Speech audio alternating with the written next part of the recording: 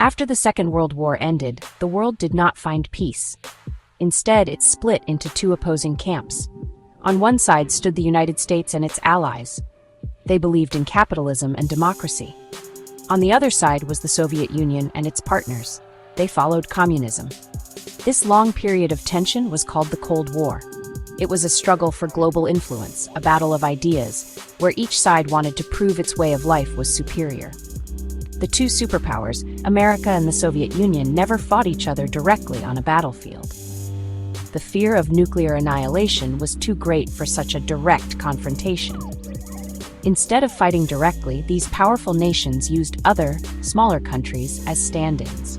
These conflicts were known as proxy wars. A proxy war is when a major power gets involved in a local conflict to support a side that shares its ideology. It wasn't about the smaller country's immediate fight alone. It was about the bigger, global chess match. The United States would support one side to prevent the spread of communism. The Soviet Union would support the other side to help communism expand. These wars became the real battlegrounds of the Cold War, fought with real soldiers and real suffering in places far from Washington or Moscow. This new kind of warfare defined the second half of the 20th century. From Korea to Africa to Latin America, local disputes were magnified by superpower involvement. The United States saw the spread of communism as a domino effect. If one country fell, they believed, its neighbors would soon follow. This domino theory guided American foreign policy for decades. It compelled them to intervene in places they might have otherwise ignored. The goal was containment, to contain communism within its existing borders and stop it from advancing any further, no matter the cost. Vietnam became the most brutal and defining example of this Cold War reality. A struggle for Vietnamese independence that had been brewing for decades was about to be swallowed by this global ideological battle. What started as a local fight against colonial rule would transform into a major international conflict. The hopes and dreams of the Vietnamese people for a unified, independent nation would get caught in the dangerous crossfire between the world's two mightiest powers. The fate of Vietnam would be decided not just in its jungles and rice paddies, but in the distant capitals of its powerful patrons. The heart of the Vietnam War was a fight between the Vietnamese people themselves. The country was divided into two parts. In the north, there was the Democratic Republic of Vietnam, commonly known as North Vietnam. It was led by Ho Chi Minh, a charismatic revolutionary and a committed communist. Ho Chi Minh had spent his life fighting for Vietnam's independence, first from the French colonial rulers. His government in the capital city of Hanoi wanted to reunite the entire country under a single communist system. They believed this was the only way to achieve true freedom and social justice for their people. In the south, there was the Republic of Vietnam, or South Vietnam. Its capital was Saigon. This government was anti-communist and was heavily supported by the United States. South Vietnam was led by a series of leaders, but it struggled with political instability and corruption. Unlike the North, which had a clear and unified goal, the South was often fractured. The government in Saigon feared a communist takeover. It fought to maintain its independence from the North and to build a non-communist state. This division set the stage for a bitter civil war, a conflict that pitted brother against brother. The soldiers fighting for the North were the People's Army of Vietnam, also known as the NVA. They were a well-trained conventional army. They were supported by a guerrilla force in the South called the Viet Cong. The Viet Cong were masters of jungle warfare. They blended in with the local population, making them a difficult enemy to fight. They were fighting for reunification under the North's communist leadership. Their dedication came from a powerful mix of nationalism and political ideology. They saw the war as the final stage of their long struggle for independence from foreign influence. On the other side, the Army of the Republic of Vietnam, or ARVN, fought for South Vietnam. These soldiers were trained and supplied by the United States. They fought to defend their homeland from the communist insurgency and the northern invasion. However, the ARVN often faced challenges with morale and leadership. They were fighting not only the Viet Cong and the NVA, but also a sense of uncertainty about their own government.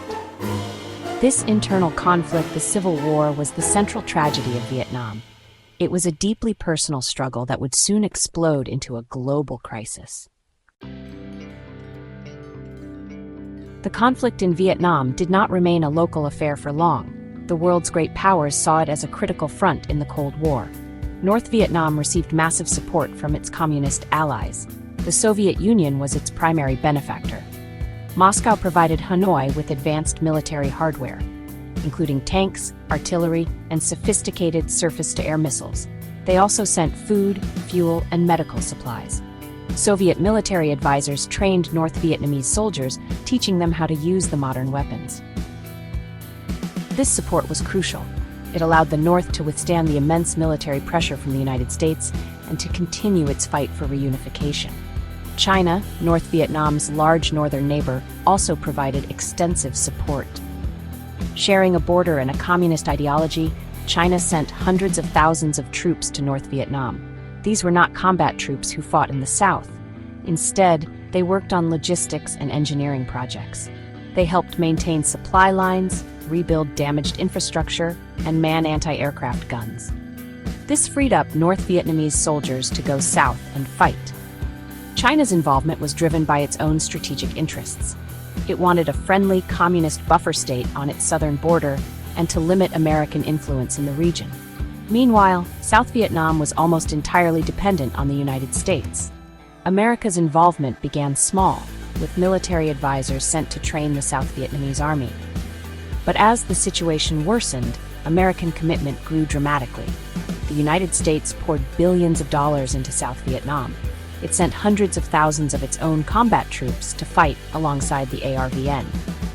The American military unleashed its overwhelming firepower, conducting massive bombing campaigns and ground operations. The official reason for this immense effort was to stop the spread of communism, to uphold the domino theory and protect South Vietnam's sovereignty. The United States was not alone. It led a coalition of allied nations that also supported South Vietnam. Countries like South Korea, Australia, Thailand, and the Philippines sent their own troops to fight. These allies joined the conflict for various reasons, often tied to their own security agreements with the United States and a shared opposition to communism. This international support transformed the Vietnamese Civil War into a global event. The jungles and deltas of Vietnam became the arena where the world's superpowers and their allies confronted each other, each side determined to see its proxy win. The Vietnam War was more than just a fight between North and South. It was a classic proxy war because the main combatants were backed by rival superpowers. The United States and the Soviet Union used Vietnam as a place to fight each other indirectly. Each superpower wanted to expand its own model for the world. The Americans wanted to show that capitalism and democracy could be defended. The Soviets and Chinese wanted to prove that communism was the future. The Vietnamese people were caught in the middle of this enormous ideological struggle, and their country paid the highest price for this global rivalry. Every major decision in the war was influenced by the larger Cold War context. The level of American bombing in the North was carefully calculated to avoid provoking a direct war with the Soviet Union or China. Similarly, the Soviets and Chinese calibrated their aid to North Vietnam. They gave enough support to keep the war going and challenge the Americans, but not so much that it might escalate into a direct superpower conflict. The war in Vietnam was a carefully managed, yet incredibly brutal contest of wills between Washington, Moscow, and Beijing, fought by their Vietnamese partners. The outcome of the war had profound implications for the Cold War. In 1975, North Vietnam achieved its ultimate goal. Saigon fell, and the country was reunified under communist rule. For the United States, it was a stunning and humiliating defeat. The war shattered the American belief that it could win any conflict and contain communism anywhere in the world. It showed that military might and economic power did not guarantee victory. For the Soviet Union, it was a major propaganda victory. It appeared to prove that communism could triumph over American power, and that national liberation movements could succeed. In the end, the Vietnam War stands as one of history's clearest and most tragic examples of a proxy conflict. It demonstrates how a local struggle for self-determination can be hijacked by larger international forces. The war was not just about Vietnam, it was about the global balance of power. The immense suffering of the Vietnamese people, the deep divisions it created in American society, and the long-lasting consequences for international relations all stem from this fact. Vietnam was the battlefield where the Cold War turned hot, leaving behind scars that are still visible today.